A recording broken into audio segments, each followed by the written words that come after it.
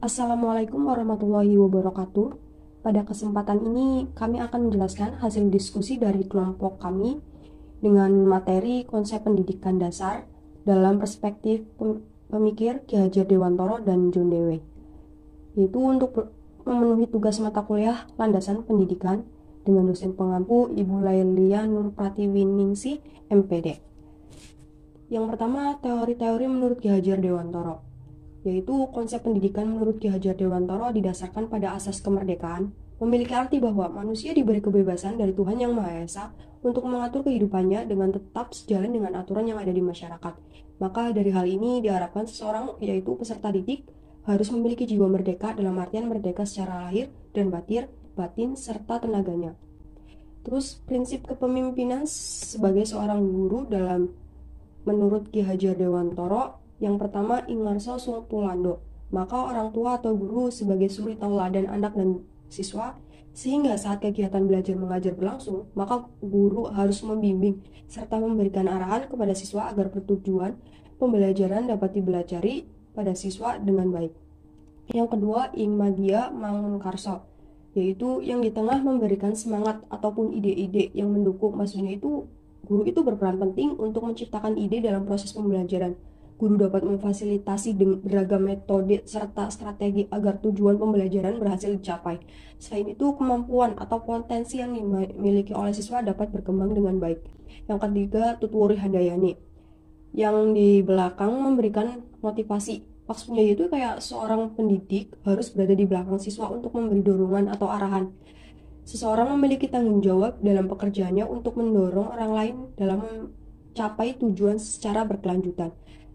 Jadi ketika kegiatan belajar mengajar berlangsung, guru harus memberikan dorongan kepada siswa agar rajin belajar dan juga disiplin. Mengingat guru memiliki peran penting untuk memajukan suatu bangsa, dan bangsa yang besar merupakan bangsa yang terdiri dari nilai-nilai luhur. 3 aspek utama menurut Ki Hajar Dewantoro, yaitu yang pertama aspek kebangsaan, 2 aspek keindonesiaan, dan yang ketiga aspek kemanusiaan. Asas-asas dalam pendidikan, yang pertama asas kemerdekaan, yang kedua asas kebudayaan, yang ketiga asas kemanusiaan, yang keempat asas kodrat alam, yang kelima asas kebangsaan. Dan yang selanjutnya itu teori-teori menurut John Dewey. Menurut John Dewey, tidak diutamakan pendidikan kecerdasan, tetapi pendidikan sosial dan kesusilaan. Kecerdasan adalah hal yang penting, akan tetapi bukan yang utama. Yang paling utama dalam pemikiran John Dewey adalah pendidikan kemasyarakatan dan kesusilaan. Pemikiran menurut John Dewey juga yang pertama, pemikiran praktisme, menekankan bahwa manusia adalah makhluk yang bebas, merdeka, kreatif, serta dinamis. Yang kedua yaitu pemikiran estetika, penyusunan bagian dari suatu yang mengandung pola, di mana pola tersebut mempersatukan bagian-bagian, membentuknya dan mengandung keselarasan dari unsur-unsurnya. Selanjutnya, yang ketiga, pemikiran pendidikan, bahwa seorang itu berpikir tentang pengalaman yang dilaluinya. Selanjutnya yang keempat, pemikiran jurnalisme, pemecahan masalah yang umum, karena setiap tindakan menghasilkan konsekuensi yang tidak diinginkan, publik terus muncul, tumpang tindih, dan juga hancur. Selanjutnya akan dilanjutkan oleh Merlina Agustin. Terima kasih Mbak Inayatul Fauziah. Baik, saya akan melanjutkan materinya mengenai permasalahan pendidikan di Indonesia. Yang pertama, masalah karakter, moral, dan budi pekerti. Ya, tidak asing lagi ketika kita mendengar berita mengenai pelajar yang melakukan tawuran, bullying, bahkan masalah terkait dengan narkotika. Hal ini salah satunya disebabkan oleh kurangnya pendidikan moral dan karakter. Maka dari itu kita sebagai calon pendidik, kita harus menerapkan moral dan karakter yang baik untuk anak-anak didik kita kelak.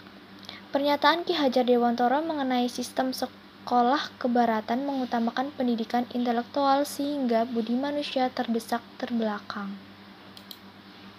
Yang kedua, permasalahan partisipasi siswa di dalam kelas. Menurut John Dewey, seseorang akan mudah untuk mendapatkan pengetahuannya jika ia melakukannya. Apabila siswa selalu pasif di dalam ia belajar, ia tentu akan lebih kesulitan untuk menyerap informasi-informasi barunya.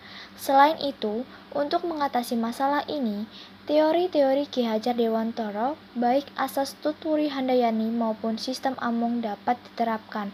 Seperti saat ini, di kurikulum Merdeka, siswa di kelas itu dituntut untuk aktif, itu sebagian cara untuk meningkatkan partisipasi siswa di dalam kelas. Yang ketiga, masalah kualitas guru.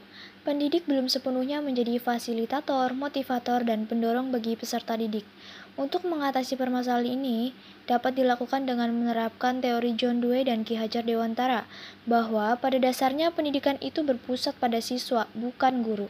Siswa yang mencari sendiri pengetahuannya, namun tetap dengan bimbingan guru.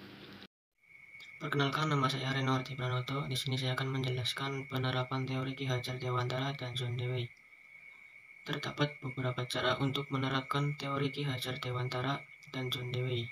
Yang pertama, penggunaan sistem cara berpikir reflektif di dalam pembelajaran. John Dewey pada di awal abad 20 berhasil merumuskan proses berpikir secara praktis, berciri reflektif. Tahap berpikir reflektif meliputi kebutuhan memecahkan masalah, pembatasan masalah, pembuatan hipotesis, mengumpulkan data sebagai bukti, dan menyimpulkan. Penggunaan sistem cara berpikir reflektif dapat membantu peserta didik dalam menyusun pengetahuan-pengetahuannya dari pengalaman-pengalaman yang ia dapat. Ia akan terlatih di dalam mencari masalah dan menemukan solusi bagi masalah yang ia temukan. Yang kedua, pembelajaran yang bermakna dan menyenangkan. Pembelajaran yang menyenangkan berarti cocok dengan siswa baik lahir maupun batinnya. Pembelajaran yang menyenangkan akan membuat siswa belajar mengajar menjadi lebih bermakna.